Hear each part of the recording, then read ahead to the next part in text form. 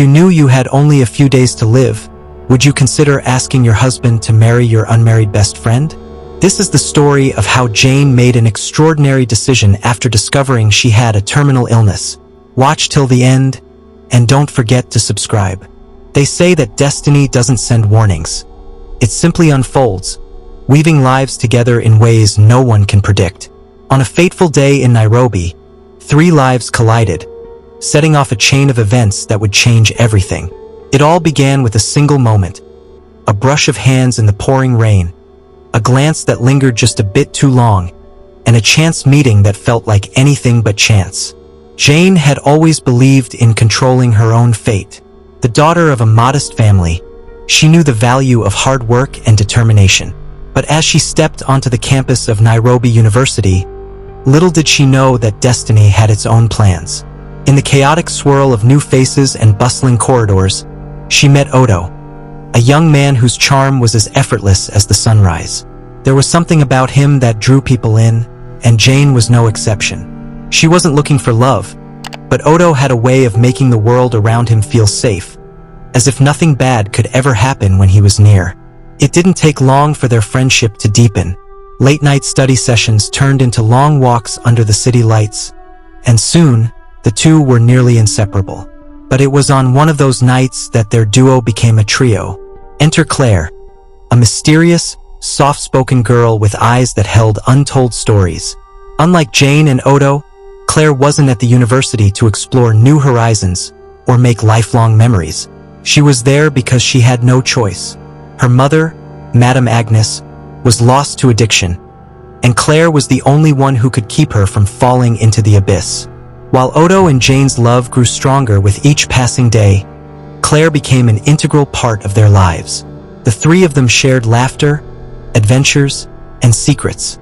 Yet, despite the happiness they found together, there was an unspoken sadness in Claire's eyes, a sadness neither Jane nor Odo could reach.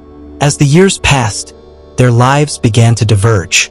Odo was destined to become a lawyer, Jane a teacher, and Claire a doctor. They dreamed of the future, of the lives they would lead, but life, as it often does, had other plans. The day of their graduation was supposed to be a celebration, but for Claire, it became a nightmare. She was at a wine shop, purchasing a bottle of champagne to celebrate with her mother, when her phone rang. The voice on the other end was not her mother's but a stranger's, delivering the news that Madame Agnes had been in a fatal accident. Claire's world shattered. The woman she had sacrificed so much for was gone, leaving behind only emptiness. Jane and Odo rushed to her side, offering their support, but Claire was lost in grief. The days that followed were a blur, and after the funeral, she found herself unable to return to the empty house she once called home. Instead, she moved in with Jane and Odo, who had recently married. Time passed, and Claire began to rebuild her life. She found solace in her work at Nairobi Hospital, where she quickly rose to prominence. But despite her success, she kept her heart guarded, refusing to let anyone in. She had loved and lost, and the fear of losing again was too much to bear. Then came the call that would change everything once more. Odo's voice was laced with worry as he asked Claire to check on Jane. She hurried to their house and found Jane lying weakly in bed, her body racked with seizures. Claire rushed her friend to the hospital, but the news was grim. Jane had terminal brain cancer. Odo was devastated, his dreams of a long life with Jane slipping through his fingers like sand.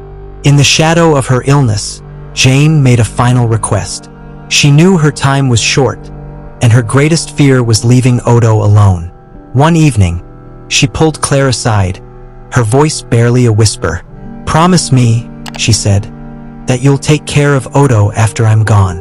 Promise me you'll love him like I did." Claire resisted, but Jane was insistent. With tears in her eyes, Claire agreed to honor her friend's dying wish. Jane passed away a few weeks later, leaving a void that neither Odo nor Claire could fill.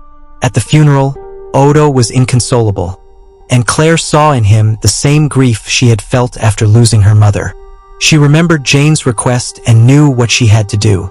In time, she and Odo grew closer, their shared pain bringing them together in ways they hadn't expected. Eventually, they married not out of obligation, but out of a love that had quietly blossomed from the ashes of their losses. Years passed, and Claire gave birth to twin girls. They named them Jane and Agnes, a tribute to the women who had shaped their lives. Though the memories of their past loves never faded, Claire and Odo found happiness in the life they built together. A life forged in heartbreak, resilience, and the unbreakable bonds of friendship. Kindly let us know what you think in the comment section. Like, share, and subscribe, and never miss out new content once we upload.